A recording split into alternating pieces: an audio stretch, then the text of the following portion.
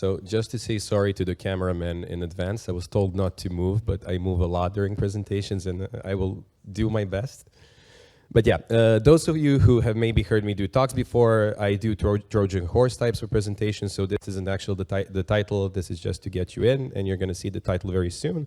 But quickly, hi, my name is Bogdan, I'm one of the co-founders in CTO Tenderly, and what does Tenderly do? It's a full-stack infrastructure platform for dApps and teams, and I say that means literally to nothing anyone. It's something that you need to have on your landing page, but we have like different tools or services to help teams be more productive. Some of you might have used it for debugging, profiling, and stuff like that. Anyway, stopped it with the shilling. So first thing, raise of hands, how many of you have used the local node before? Okay, cool. We're gonna have actually 5 questions, so sorry for this. So how many of you have used that local node to fork a network? Cool. Okay, so how many of you have deployed to a testnet? Good. How many of you have deployed to Mainnet to test something? Okay, can you guys please stand up? Come on, feel the shame. I love how proud you are. Anywho, sit down if you didn't receive a death threat because of doing this. If you didn't receive a death threat. Did you receive a death threat? I know.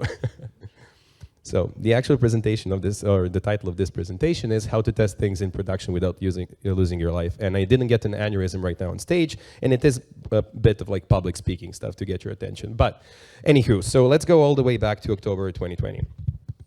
So it was DeFi summer, like everybody was searching for yield. I'm not gonna talk through this.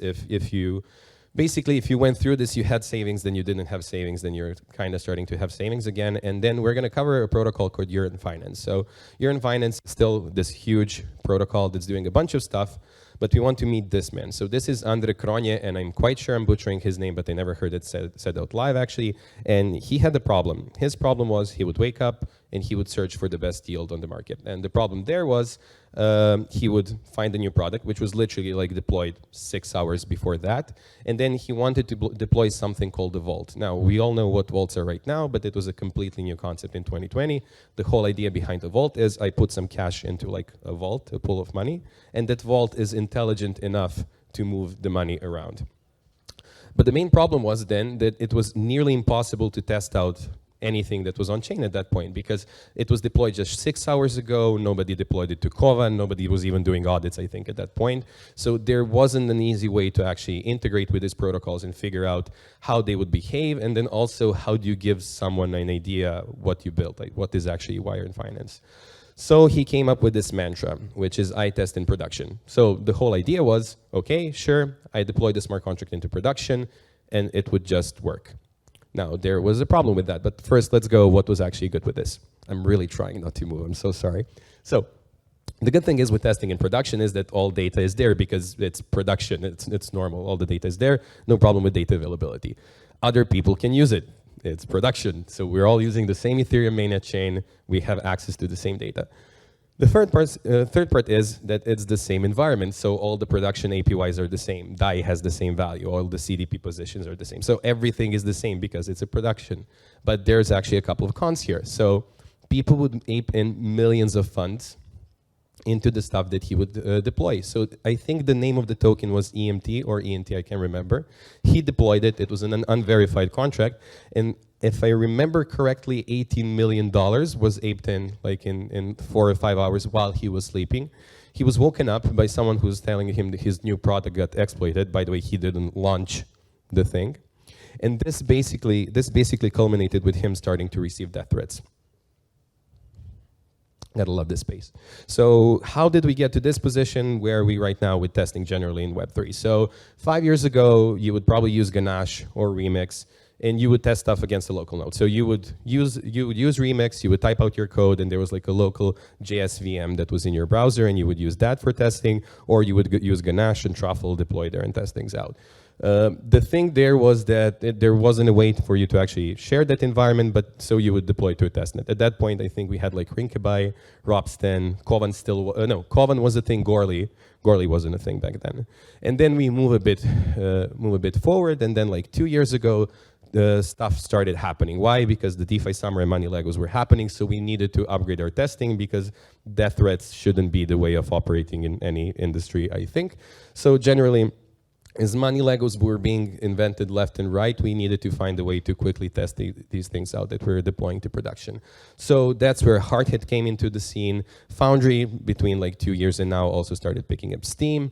The idea is we were using local nodes to fork, so we would fork mainnet. It was like extremely slow, but you would fork mainnet and you would have the data and at least have some way to test things out. And then also, this is a bit of a shill, but we released also Tenderly Forks, which was like cloud forking. So in like sub-second, you would get the fork, you could test things out there. And then again, if, for example, Aave was deploying a new version or Uniswap was deploying a new version, they would deploy to, at that point, Kovan, I think we're using that mostly, or Goerli. And that's how you would test things out. And I guess a lot of people here would say this is amazing. By the way, this is the state right now as well. Nothing changed in the past 2 years. It's actually very depressing. This isn't amazing. So what does Web 2 have? So we have like per PR staging environment. So imagine a world where you like deploy a smart contract and suddenly you have a network with that smart contract. Like that doesn't exist. You can cobble something up with Hardhat or Foundry, but you have to do it yourself. Red-green deployments. So imagine if you could have like a smart contract that you deploy and it's like working with the new code, it's not working with the new code, and only when the smart contract like decides it's the time to upgrade, it actually upgrades itself. That would be like something akin to red-green deployments. You could have canary deployments. Now, those who know me, I love trivia. So a completely tangential topic to the whole speaking thing right now. Does anybody know how canary deployments actually got their name? So, okay, there's a couple. Okay, cool. Stand up. No, I'm joking. No, basically you would have people going into coal mines. I think beginning of the last century, they would bring a canary with them to the coal mine, and then if they hit a gas deposit that cannot be smelled by humans, the canary would unfortunately die or at least pass out. Let's imagine it passed out because it's a little birdie, and then they would start evacuating the coal mine because something could explode or people could suffocate. Canary deployments, much less worse towards the birds, but basically the way that works is you deploy something to production and then you have like 5% of traffic going there, 10% of traffic going there, and you would basically increase the amount of traffic, and then at a certain point you did your deployment. And then the last one, which is very relevant for what I'm talking about, is something called traffic shadowing. So what is actually traffic shadowing? The idea is you have a production server that's doing something, and then you have a server on the side that's doing everything that the production server is doing, only with a new piece of code in an isolated environment. An example here would be, let's imagine Stripe, if they were doing traffic shadowing, someone makes a payment, and then you have an isolated environment where there's a fake payment, basically. And then when they push a new code to production, they can make sure it didn't break anything. So we are missing so much. We can do much better. This is like the rallying point of this presentation. So again, story time. So meet Ethil. Ethil is a DeFi project that wanted to do stuff differently. What was the idea behind Ethil, or how they approached their deployment? They said, let's spin up a testnet for Ethil specifically. And a thing that they could have done, they could like use Geth or Aragon or Polygon CDK or whatever and spin up their own testnet, and that would be, hey, that's literally the same as like deploying to Sepolia or deploying your version of Sepolia. But what they wanted to do is actually something completely different. They forked a network in some way, shape, or form. We're going to cover how that works. And they had all the production data already there. So what was the idea? The user connects their wallet. They have their production balances. So my wallet is the same wallet as it's my wallet on Arbitrum, my wallet on Mainnet, anywhere. So in a multi-chain world. They can use their own accounts. They can also have a safe way to test these things out, because this is a new thing. Should I ape in $10K, $20K, $1 million, $10 million? This is a safe, isolated environment where I can see how this thing will behave, so it's very good. And then finally, which is also a very fun one, which we're going to cover, is they had people report bugs and exploits, because it's the same as production, that test network that they launched. Basically, people can submit similar stuff that people submit at bug bounty programs, only, again, safe, isolated environment. So we're going to go through a couple of their tweets for you to see the benefits. So here we see them launching their testnet. You basically go to testnet.ethil.fi, and this is a production fork of Arbitrum. So all of the live data that's on Arbitrum is there. You add it as an RPC to MetaMask, and suddenly, for all intents and purposes, for you, you're an Arbitrum, but you're safe. here they deployed a new service to the testnet. So here they were actually showing to their community how they're going to handle upgrades or updates. So here they deployed a new thing, and the community can see how does the team handle deployments. Are they using a multi-sig? How do they communicate these deployments? Are these things safe? Is it behind a time lock, etc.? So again, this is the same as they would do a mainnet upgrade, only, again, isolated environment. I'm going to say isolated environment minimum of like 73 more times, just so you know. Here again, another call option service is the name of the thing. So they did the update here, showed it to the community, and again, the community moved funds, migrated funds if they needed to do it. So everybody was getting accustomed to the protocol itself without actually needing to raise their own funds. And then in the end, they had over 3,200 people participate in this. It was what? Over 10,000 transactions were done on their testnet. They paid out like 200 USDC in prizes, whatever. An interesting thing that's not noted here, it is they had also a critical exploit reported to them on their testnet, which probably would have like killed the project a week or two afterwards. And again, this was caught because the incentives were aligned for people to do it. It's not a bug bounty program where it was like publicly said and then somebody just hacked them on Arbitrum. There's no reason for a hacker to hack them on a fake Arbitrum network. So it was very aligned. So how did they do it? Coming back to the Trojan horse thing that I said, this is more like a Trojan horse babushka doll, if it makes sense. So it was like fake presentation, instead of fake presentation, then actually an announcement. I'm going to talk how this works, but I'm announcing an early access to something called Tenderly Testnets. But first, before I start talking to you what they do and how do they work, let's look at like how fucking gorgeous they look. Can we just admire this for a second? So what you're looking at here, you're seeing like all of the transactions that have happened in like the past 24 hours, all of the gas that was spent, etc. So this is a very nice way for you to see how your own network, based on the network that you forked, is performing. Here we can see a faucet, so there's no reason for you to beg for Gorley ETH, Sepolia ETH, Helsinki ETH. There's no reason for you to beg for this ETH. The developer can just give you fake ETH on that particular network, or fake Matic token, or whatever you actually need. They can give you even fake ERC20 tokens, etc. We're going to see this as well. And again, it's an RPC node, so people can just add it to MetaMask or their product or whatever, and it behaves like a node because it technically is a node. And here, what is very cool, you can have an infinite amount of them. So imagine launching a testnet on every governance proposal of Uniswap. So imagine Uniswap does a governance proposal, we're adding a new module, we're changing some parameters, and the whole community gets an RPC link, or anyone from the community can generate a testnet where they're trying to break Uniswap at that point, post-proposal, even though it still didn't happen. So one way that we can think about this as like a permissioned RPC. It's very centralized, by the way. There's no point into decentralizing this. It's a testing tool, by the way. So permissioned RPC URLs that can be shared with the community. Another way is to look at like, okay, I forked a chain, and it is like the fork chain state, and that's it. Another way that we can pitch it is that all the transactions are there ready, and you can use Tenderly for debugging and stuff, so we can pitch it like a developer tool for people testing it. We can say it's like an infinite integrated faucet. We're coming to the fun part. A thing that normal testnets cannot do is setting token balances or setting the code. So when you spin up the testnet or post spinning up the testnet, you can actually tell, hey, this person has, I don't know, 100 GHO tokens and $1 million in DAI. And then also Uniswap behaves completely differently on this testnet. I can override the code, etc. So you can override anything. But the most fun part, if the clicker works, is that it follows the forked chain. So what does this actually mean? This means that Chainlink is constantly up to date. This means that Uniswap is constantly up to date. This means that the LP positions are up to date. And this is why I said traffic shadowing is very important. So right now, if you fork a network with Tenderly, with Ganache, with Harkit, with Anvil, with anything, it's a snapshot of the chain. So you fork the chain, and you're living on the fork. It's completely isolated for everything that's possible, that's happening on the mainnet one. The point with this is, you fork the chain, but you're constantly following what's happening on mainnet, on Arbitrum, on Polygon, or whatever. So what's the point? I see the cameraman is smiling. I started going 3D. Sorry, man.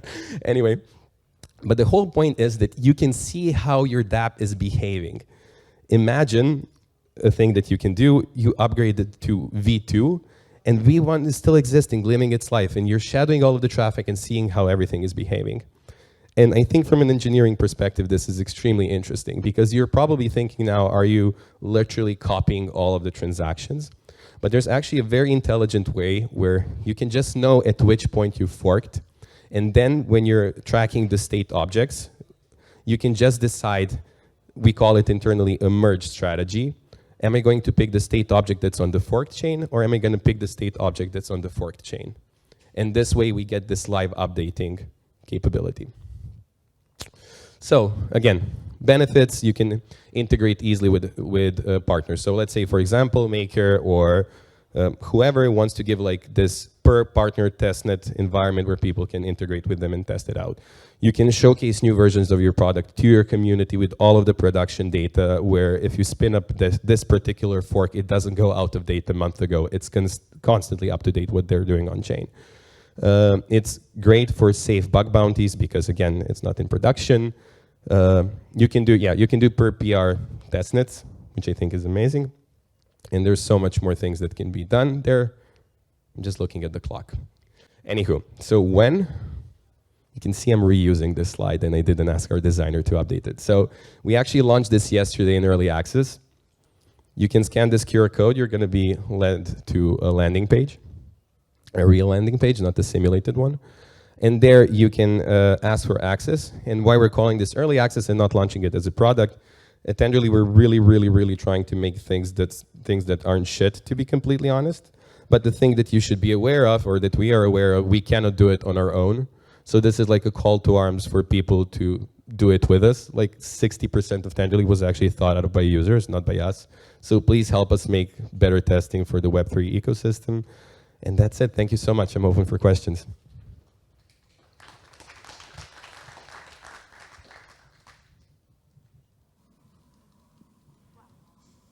And there are no questions. Oh, there's a question there.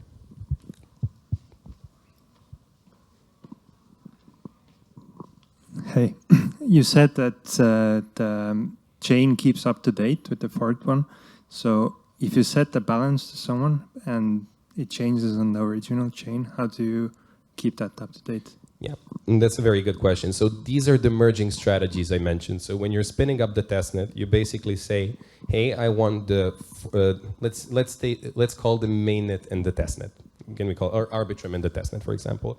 You say, I will prefer Arbitrum. So this means if I do something on the testnet and it gets overridden on Arbitrum, that will take precedence on the testnet itself.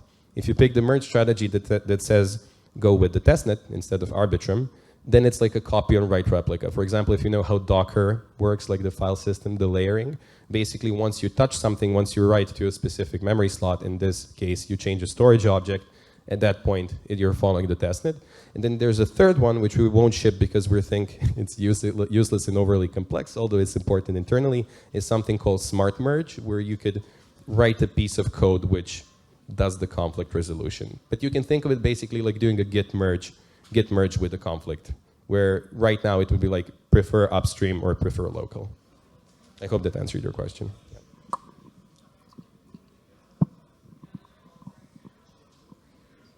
Any more questions, please? I was hoping actually you were going to ask a question. Go. Yeah. First, amazing. Looks really cool. Does it work only for purely EVM or also EVM plus? So I'm going to say like the last speaker, yes and no. Why I'm going to say yes and no, EVM plus means a lot. Just like how EVM compatible, EVM equivalent, EVM plus also means a completely different thing based on the ecosystems. Right now we support like 30-something EVM chains. So for example, this will support Arbitrum stylus day 0. So it's an example of, so yes, it will support different variants of the EVM. I just cannot say if you say EVM plus and it's like a combination of Bitcoin, Ethereum, and then for some reason PHP, that won't work. But for stuff that we support in Tenderly, basically for all of those networks, it will work.